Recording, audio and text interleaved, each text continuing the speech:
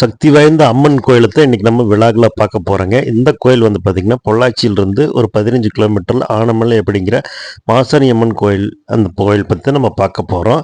இந்த கோயில் வந்து பார்த்தீங்கன்னா, ஆதிபராசக்தியின் மறு உருவமா பார்க்கப்படுகிறது.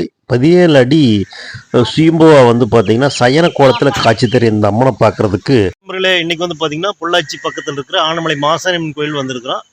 அப்படியே படிப்படியா நாங்க எப்படி போயிட்டு இருக்கிறோம், என்ன ஏது அப்படிங்கிறது கோயிலோட நிலவரம் எல்லாம் பார்த்து தெரிஞ்சுக்கலாம் வாங்க. இங்க இருக்கிற சயன கோலத்துல காட்சி தர இந்த அம்மன் வந்து பாத்தீங்கன்னா கிட்டத்தட்ட 17 அடியில் இருக்கிறாங்க. பார்க்கும்போதே மிக பிரம்மாண்டமா இருக்காரு. அதாவது வந்து பாத்தீங்கன்னா பெருமாள் மற்றும் சிவன் தான் நீங்க வந்து பாத்தீங்கன்னா சயன கோலத்தில் நீங்க பார்த்துருக்க முடியும். அதுக்கு அடுத்து வந்து பாத்தீங்கன்னா நம்ம அம்மன் தான் வந்து இப்படி சயன கோலத்துல காட்சி தர்றாங்க. கோயில்ல மிளகாய் வழிபாடுங்கிறது ஒரு மிகவும் பிரசித்தி பெற்றது. இதுல வந்து பாத்தீங்கன்னா நீதிக்காகவும் நேர்மைக்காகவும் போராடக்கூடிய இந்த சாமி வந்து பாத்தீங்கன்னா உங்களுக்கு யாராவது பில்லி சூனியம், அதாவது நம்ம ஏமாத்தி இருக்கிறாங்க, வேற ஏதாவது நகை ஏதாவது திருட்டு போயிருக்கு, அந்த மாதிரி இருந்துச்சுன்னா இந்த நீதிக்கல் அப்படிங்கிற ஒரு கல்லுக்கு வந்து பார்த்தீங்கன்னா மிளகாய் அரசு பூச்சி வழிபட்டோம் அப்படின்னா அதுக்கு நமக்கு நியாயம் கிடைக்கும் அப்படிங்கிறது வந்து பார்த்தீங்கன்னா மிகவும் பரலாக நம்பப்படுகிறது. அதுக்கப்புறம் வந்து பார்த்தீங்கன்னா அந்த உங்களுடைய அந்த கோரிக்கை நிறைவேற்றிச்சு அப்படின்னா மறுபடியும் அந்த சாமிக்கு வந்து பார்த்தீங்கன்னா எண்ணெய் ஊற்றி அந்த சாமியை கூல் பண்ணணும் அப்படிங்கிறதாவும் இது வந்து உங்களுக்கு இங்கே இருக்கிற மக்கள் எல்லாம் சொல்கிறாங்க. போகும்போது வந்து பார்த்தீங்கன்னா அருமையாக இருக்குங்க. அந்த கோயிலுக்குள்ளே போய் வந்தீங்கனாலே மன திருப்தி அவ்வளவு அருமையாக இருக்கும். நீங்கள் என்னதான் மனவேதனை அது இதுன்னு ஃபீல் பண்ணிட்டு போனாலும் அங்கே போயிட்டு வெளியில் வரும்போது கண்டிப்பாக இந்த தெய்வம் வந்து நம்மளுக்கு கண்டிப்பாக காப்பாற்று அப்படிங்கிற அளவுக்கு உங்களுடைய மைண்ட் ஆட்டோமேட்டிக்காக வந்து உங்களுக்கு பார்த்தீங்கன்னா மைண்ட் செட் ஆயிரும். இந்த கோயிலுக்கு வந்து பார்த்தீங்கன்னா நிறைய கல்யாணம் ஆகாதவங்க வந்துட்டு போனாங்க அப்படின்னா கொஞ்சம் கூடிய விரைவில் கல்யாணம் ஆகும் அப்படிங்கிறது நம்பப்படுகிறது. இன்னும் பேர் மாசமாக இருக்கிறவங்க பொண்ணுங்க வந்து பார்த்தீங்கன்னா இங்கே வந்துட்டு போனாங்க அப்படின்னா கண்டிப்பாக உங்களுக்கு வந்து சுகப்பிரசம் நடக்கும் அப்படிங்கிறது வந்து பார்த்தீங்கன்னா மிகவும் ஆணித்தரமாக நாங்கள் நம்பப்படுகிறது. அதுக்கெல்லாம் வந்து பார்த்தீங்கன்னா நிறைய நீதி கிடைக்கிறக்காக இந்த அம்மன் வந்து எந்த அளவுக்கு வேணாலும் நம்மளுக்கு நல்லா சப்போர்ட் பண்ணும் அப்படிங்கிறது வந்து பார்த்தீங்கன்னா இங்கே எல்லாருமே சொல்கிறாங்க. அமாவாசை மற்றும் பௌர்ணமி நாட்களில் வந்து பார்த்தீங்கன்னா ரொம்ப கூட்டம் வரும். இந்த அம்மனை வந்து பார்த்தீங்கன்னா வித்தியாசமான முறையில் ரொம்ப நல்ல அருமையாக தரிசிக்கலாம். கூட்டம் கொஞ்சம் ஜாஸ்தியாக இருக்குது, அதனால் நீங்கள் பார்த்து கவனமாக போய்க்கிங்க. கிட்டத்தட்ட அந்த சமயத்தில் மட்டுமே ஒரு 50,000 1 லட்சம் பேர் வருவாங்க அப்படிங்கிறது வந்து சொல்லியிருக்கிறாங்க. அம்மனுக்கு வந்து பார்த்தீங்கன்னா நீங்கள் வேண்டதில் ஏதாவது நீங்கள் பண்ணிட்டு நீங்கள் அதை கரெக்டாக ஃபாலோ பண்ணிங்கன்னா உங்களுக்கு என்ன வேணுமோ அம்மன் வந்து கண்டிப்பாக உங்களுக்கு செஞ்சு தருவாங்க.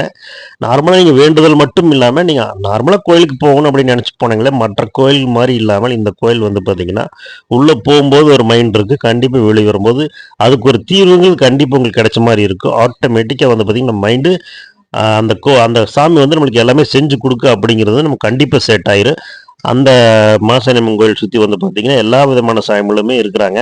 நீங்கள் எல்லாம் கொஞ்சம் கொஞ்சமாக பார்ப்பீங்க. மேக்ஸிமம் உள்ளுக்குள்ளே ஃபோட்டோ எடுக்கக்கூடாது, வீடியோ எடுக்கணும்னு சொன்னாங்க. ஒரு ஒரு அதிகாரிகிட்ட கேட்டு அதுக்கப்புறம் வந்து பார்த்தீங்கன்னா ஒரு சிலது மட்டும் எடுத்துருக்குறோம்.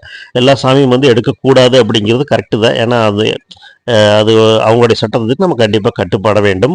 மிளகாய் அரைத்தல் வந்து பார்த்தீங்கன்னா பார்த்துட்டு இருக்கீங்களா, இங்கே நிறைய பேர் வந்து மிளகாய் அரைச்சி வழிபடுறாங்க. கொஞ்சம் பேர் லைனில் நிற்கிறாங்க. லைனில் நின்று வந்து பார்த்தீங்கன்னா கொஞ்சம் வெயிட் பண்ணி அவங்களுடைய கோரிக்கை நிறைவேற்றுறதுக்காக மிளகாய் வந்து அரசு அந்த நீதிக்கல் மேலே பூசுகிறாங்க. பூசி முடிச்சுட்டு வந்து பார்த்தீங்கன்னா சாமி கும்பிட்டு போயிட்டு அதுக்கப்புறம் 48 நாளுக்குள்ளே அந்த அந்த வேலை நடக்கும் அப்படிங்கிறது வந்து பார்த்தீங்கன்னா அவங்க சொல்கிறாங்க.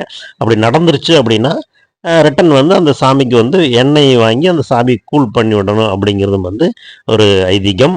ஏதாவது பொள்ளாச்சி வந்தீங்கன்னா கண்டிப்பாக ஒரு டைம் இந்த கோயிலை தரிசிட்டு போங்க. இது இல்லாமல் இங்கே நோம்பி சாட்டும் போது வந்து பார்த்தீங்கன்னா குண்டம் திருவிழா வந்து பார்த்தீங்கன்னா மிகவும் விமர்சையாக நடக்கும். இப்போ எக்கச்சக்கமான பேர் வந்து அந்த குண்டத்தில் இறங்கி நிறைய வேண்டுதல் நிறைவேற்றி வருவாங்க.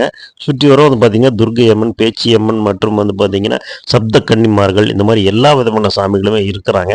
அவங்களுக்கு மன திருப்தியோடு வந்து ஒரு ஆஃப் டே வந்து நீங்கள் கொஞ்சம் நேரம் தான் ஆகும், அதிகபட்சமாக சொல்கிறேன் ஒரு ஆஃப் டே வந்து இந்த கோயில் இருந்துட்டு போனீங்கனாலே ஆட்டோமேட்டிக்காக உங்களுக்கு அவ்வளோ ஒரு பாசிட்டிவ் வைப்ரேஷன் கிடைக்கும். அது இல்லாமல் பார்த்தீங்கன்னா இந்த கோயிலே வந்து முழுக்க முழுக்க ஆறுக்கு பக்கத்தில் தான் இருக்குது.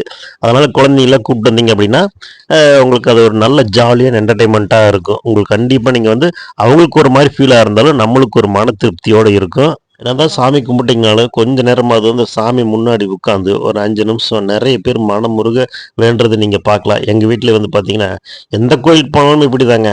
எவ்வளோ நம்ம என்னதான் சாமி விட்டு வெளியே வந்தாலும் அடுத்த கொஞ்ச நேரத்தில் கொஞ்சம் நேரம் ஒரு 2 நிமிஷமாவது உட்காந்து அவங்களுக்கு கூட மனக்குறையை வந்து அதாவது சாமிகிட்ட சொல்கிறாங்க.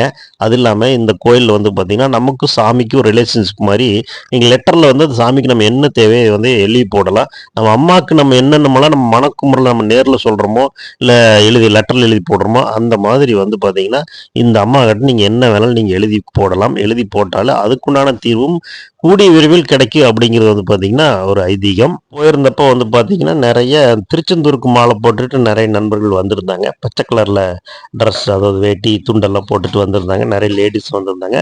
ரொம்ப பெரிய கூட்டம் இல்லைங்க, ஆனால் அளவான கூட்டம் தான். அதுக்கப்புறம் வெளியில் வந்தீங்க அப்படின்னா ஆட்டோமேட்டிக்காக நிறைய கடைகளெல்லாம் இருக்கிறது. எதுவுமே வாங்கக்கூடாதுன்னு நினச்சி போனாலும் ஆனால் அவங்களை வாங்க வச்சிருவாங்க. அந்த மாதிரி சின்ன சின்ன பொருள்கள், அதாவது 10 ரூபாயிலிருந்து அது எல்லாம் நிறைய காசு இருக்கிற பொருள்கள்லாம் இருக்குது. நிறைய மாசாணியம்மன் சிலைகள், நிறைய மாசாணியம்மன் ஃபோட்டோஸு, அது இல்லாமல் அதோட ட்ரெஸ்ஸு, இது எல்லாமே இருக்குது. நல்ல இயற்கை சூழ்நிலையில் அமைந்துள்ள இந்த கோயிலில் நீங்கள் கண்டிப்பாக வந்து பார்த்தீங்கன்னா கொஞ்சம் விசிட் பண்ணி பார்த்தீங்கனாலே உங்களுக்கு மைண்ட் எப்படி அப்படிங்கிறது கண்டிப்பாக உங்களுக்கு ஒரு புது அனுபவமாக இருக்கும். கோயில் மட்டும் இல்லாமல் இதை தாண்டி கொஞ்சம் தூரம் வந்து பார்த்தீங்கன்னா தெய்வகுளம் காளியம்மன் கோயில் அப்படின்னு சொல்லி போட்டு சுயம்பு உருவான சின்ன கோயில், அதாவது பெரிய கோயில் தாங்க. சாமி வந்து பார்த்தீங்கன்னா அவ்வளோ அற்புதமாக இப்போ சமீபத்தில் கூட அதுக்கு குடமுழுக்கு வந்து பண்ணியிருக்கிறாங்க.